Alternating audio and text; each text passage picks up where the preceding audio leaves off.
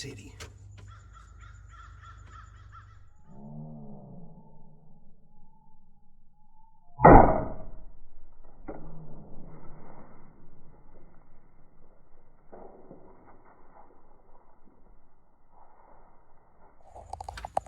I don't think you can see me. That happened fast. That 8-point come in. He's been having velvet. 2 days ago we had pictures of him. And he's got very little left. That spike's still standing.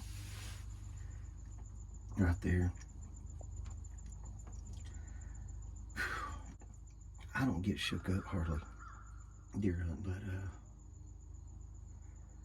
I'm sitting in this little shooting blind here, and I'm high level with these things, and they're not 7-8 steps, and my butt was hurting so bad sitting in this chair, and that spike had me hemmed up. I'm gonna let that 8-point run over there. I didn't hear him crash. I think I had a great shot. Looked like when he was running off, I could see it. I'm gonna look back at the video. This is Arkansas early buck season, September 7th, 8th, and 9th. First time we've ever had it, and it's for a lot of guys who want to kill a velvet buck. I don't care about the velvet, but that was a pretty decent buck. Not real old, but pretty nice. Anyway, I'm gonna look back at this video and see how good that hit is. And there were deer all over. That spike that was out there, he ran off about 20 yards and he just hung out in the woods. And when I got up to look for the bolt, which I never could find, there were deer all down in the woods fixing to come out. I don't know what it was. We've had some bucks that we've had on other stands haven't been down there, but you know, my guess is there's a group of does that come in down there, and I'm guessing it was those does coming. But they blew at me and went back off back down in this bottom. So 1 buck tag down. So I got 1 buck tag for the rest of the year. I probably won't even buck hunt this over here. Depending on how my draws go on my other hunts, we'll save that buck tag to hopefully hunt a bigger buck somewhere else. And that's one of the bigger bucks we've had on this property this year. Not saying that there won't be more come through. There's one other one that I wouldn't mind shooting. And he's actually a 6-point. He's got 4 on one side and a big long spike on the other with the brow tine. And I'd shoot him. But as far as bucks go, that was one of 2 that I was really thinking about shooting. And he came in perfect. This early season, I mean, it's a lot easier to get these bucks because they're stuck on food sources. So if you have a place they're coming in, you can pretty much pattern them. It's not like the rut where they're just running wild and you got to hope for the best. You can pretty much stick to a food source and get them. These boys are going to get here in a second. We're going to get this deer out. Well, the recovery team is here. They turn that light off. That light's blinding me. Our video's going to get more likes than his. This is the recovery team. We brought the live one tonight. That's right. Oh, reliable. We're going to go down there and see if we can get it out on this deer wagon. Still got velvet? Just a little bit there. It's shedding the last day. That's good. Yeah. So at least it's got hard. Yeah, just don't go all the way to the stand. Just stop. Kind of where you can see the food plot through the woods. Just stop there because you're just laying right there. So I'll follow you down.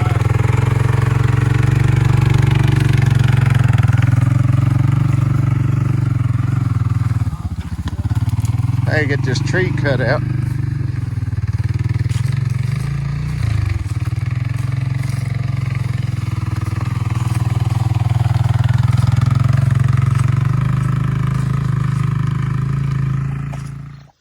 So walk in straight right there, you'll see him. I think that's where he's at. Yeah.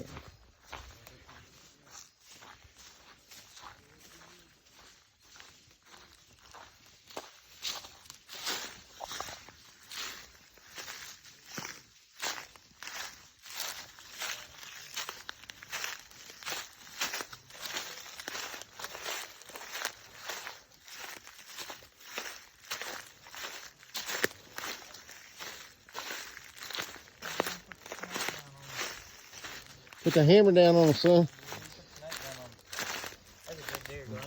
When the old men drop the hammer, the deer go to the dirt. This is what happens when you leave your girlfriend at home. Well, he was on the rat stand yesterday. Oh, well, that's why I told you probably should come here. He's not an old deer. No, he looked young. He's only a 2.5-year-old with a rack like that, but he looked young. with all the He would have had a dagger right there. all the neighbors we got hunting, He would have had drop time. kind of hard to let them go. We don't see them year to year. That's still a good deer. Oh yeah.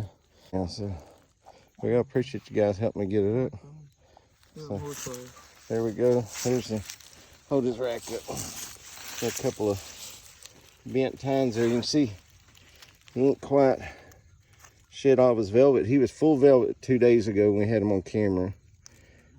But he's coming completely out. You can still see he's got blood there where he shed. Got all kinds of points on him. Did you hear him hit the ground?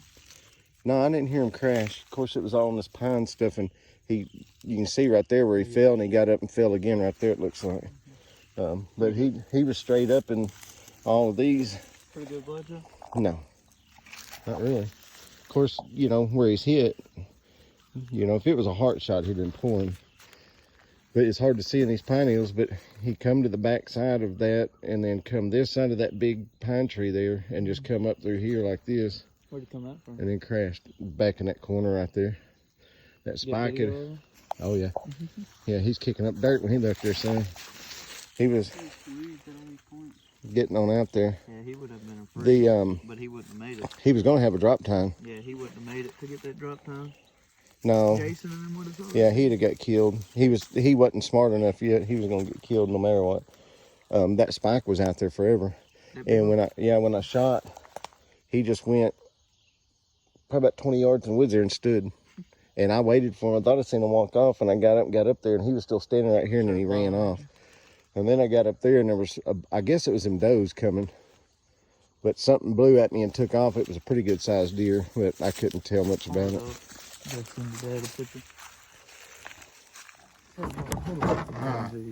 Getting them loaded up here. There he is, nice 8-point. I don't think he's got any kickers anywhere. He almost had a drop tine right there, but he didn't make it long enough to grow it out. You done dirted up my four-wheeler. Too bad, so sad. You're going to have to clean up my four-wheeler. Yeah, we'll have to. It's just shiny red fenders. Yeah, looks good. So, all right, we're going to get him to the house, get him skinned out. We appreciate you. What do you say? We'll catch you on the next one.